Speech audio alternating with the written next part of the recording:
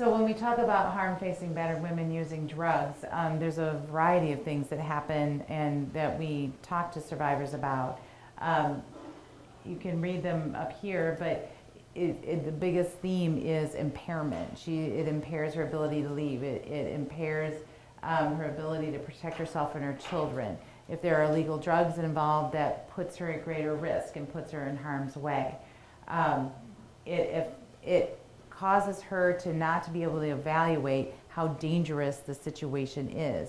She's not able to assess for herself the level of lethality that she is in. Oftentimes, survivors who have been drinking might have an elevated sense of self, and they think, oh, well, I can defend myself and I can take care of myself. And oftentimes they can't because they're impaired, and also they might be at greater risk of being hurt because they are impaired and not able to protect themselves even more so.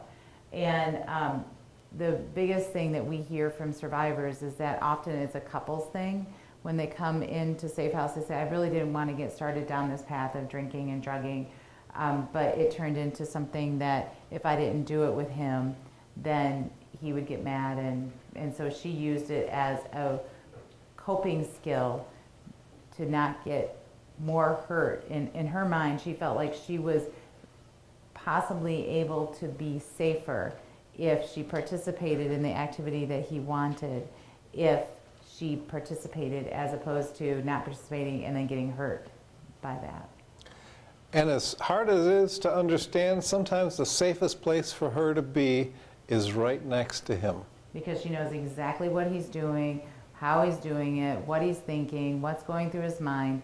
If I had a nickel for a lot of things, we have survivors who come and stay at SafeHouse for a couple of weeks, and we have survivors who come and stay quite a long time because they're ready to end that and move on. And the people who come for a couple of weeks are antsy because they don't know what he's doing, they don't know what's going on, they don't know if they're going to go to work and he's going to show up that day, they don't know how he's behaving or what's going on. They're imagining if they were to go back home, the home is probably destroyed. There's just a lot of the proverbial eggshells that survivors walk on. So when there's harm facing them, we continue to talk about that impairment. The other thing is that a lot of survivors are reluctant to seek help because they think, well, first of all, if I go to the shelter, then I can't use and I don't know how to deal with this problem. The fact of the matter is that we deal with every single situation on a case-by-case basis. So if we talk to somebody who is actively using, we talk to them about where they would feel safest.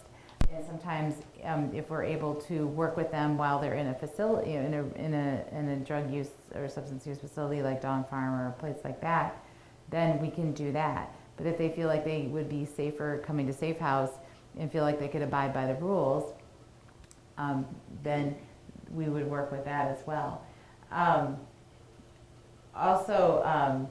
Recovering women find this is another big one I want to highlight, the stress of securing safety leads to a relapse. If they are in recovery and they are in a domestic violence situation, they're fearing the relapse once they become safe because of the stress of not knowing what he's doing and a lot of different things are going on. Also, if they have used in the past, they fear not being believed because of the whole idea of, well, you're just a drunk or a druggie, how could that, that happen to you? You're not even sure. And I think people who use are just less believed.